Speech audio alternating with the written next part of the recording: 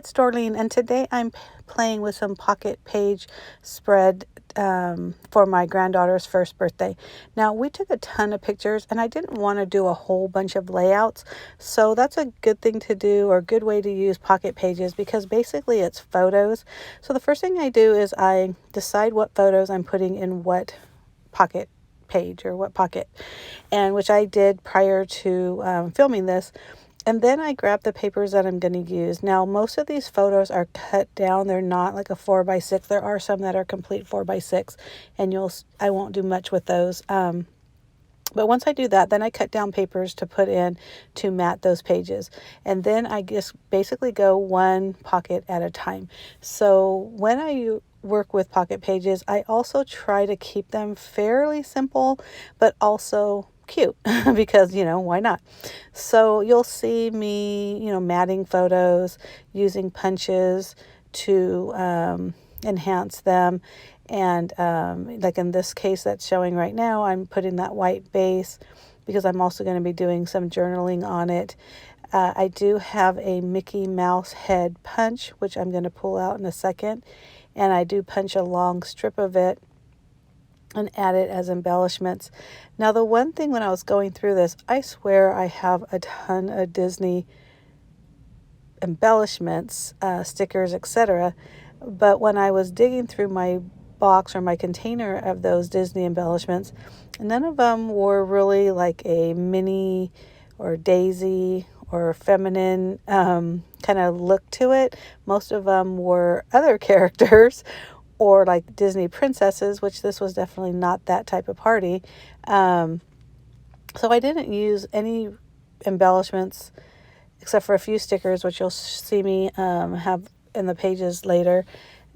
Mostly just like the scraps of these pattern papers and colors that coordinate. So I have a blog post of this, but the blog post is basically explaining the same thing I'm telling you now. But I'll have my blog address listed down in the information box. And please make sure you go over to my blog and, check out all the details. And if you have any questions, you can leave a comment here or over there on my blog. I also have coordinating layouts for this because I did take a lot of photos. There's one that's facing, which you may have seen already, and which I don't think I did a YouTube video, but it will be on my blog. And then there's one that's kind of like the final picture, and this is in between those. And at the end, I flipped through that front one, but not the back one, and that was just an oversight. So I may do that later, or at least show the two full layouts on the blog post. And again, that information will be down below. I hope you like what I'm doing so far. I try to keep my pocket pages pretty simple and really just focus on the photos. But, again, it does look so much more fun when you add just little simple additions. So that first side of this is of when she's eating her cake. These little plastic thingies that I'm playing with are from Kiwi Lane, I believe is the name of that company. And so their scrapbook line is basically these plastic templates, and that you use a pencil or a pen, whatever, and cut it out just like I'm doing now. So I bought these sets, and these are actually for cards, so they're not quite 6 inches, but they work fine for this type of thing. I bought these at a scrapbook expo, and my thing when I go to the expos is I usually have a list of items that I'm working on that I need product. So like if I needed this Disney feminine paper, which is, I didn't buy it at the expo, but those type of things, very specific. I always try to buy some adhesive because you can definitely get a good deal on adhesive at these expos. And I always try to buy something that I don't use, or I haven't used, I should say. So a new product or a new technique, something like that. And so these Kiwi Lane templates were one that I knew I would use like for cards and pocket cards. I didn't really feel like I needed them for scrapbook layouts because I really didn't think I would use them. So, that's just my own personal opinion. It's a great product. I don't mean anything by that. I just know myself. And if I needed to cut some items like these type of little squigglies, I could just do it on my Cricut. But anyhow, back to the Pocket Pages. So again, I'm just arranging, adding paper really as the major embellishments. And I think that's what's fun is I don't want to end up with paper scraps for these type of things, or that it's going to sit in my paper scrap binder and never get used and tossed probably later. So this is a good way to use scraps, especially when you're concentrating on one specific line like I did here. So those super cute Mickey or Disney inspired scrapbooking papers are from Echo Park, and I want to say it's called Magical Birthday. They have some in these pink, very feminine colors, and also just the traditional like black, yellow, red Disney colors. But anyhow, super cute, double-sided. That's where you get the star paper that you see there. There's also the pink polka dots, which you see in the upper right. The yellow cardstock is actually from cutcardstock.com, and I don't have the color name in front of me, but I can have that on my blog as well. And I'll have all the information of the products that I used on my blog as well. So I hope you like this video, and if you do, give me a thumbs up.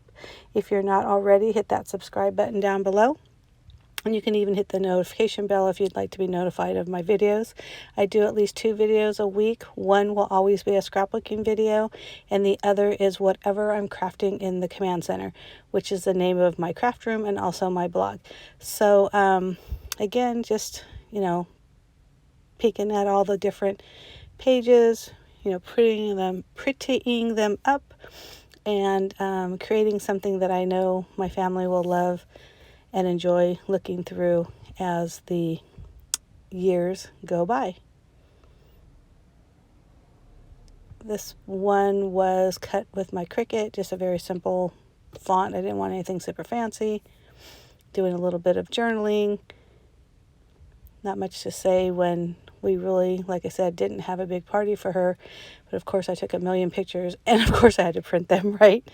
Oh, and in case you're wondering, so those small pictures that I do this a lot, and it's perfect for these type of pocket page layouts.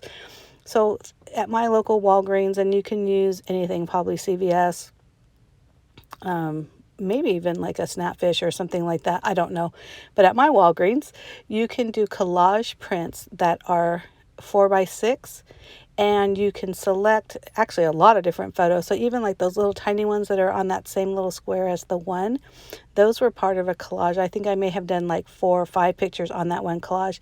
And there's so many different varieties. So you can have just 2 on a page. So basically like a 2x3, 2 of those on one 4x6 sheet. Or you can add 3, and they can be thinner, long. It's just so fun. But I do that a lot, especially when I have a ton of pictures like this, and I know I don't want full 4x6 photos of everything. And when I have like a trip where I'm taking pictures of food or random stuff, those are better in a smaller print. And I hope if you're following me, you'll see, or you'll notice that on my scrapbook layouts, I almost always have different size prints besides the 4x6s.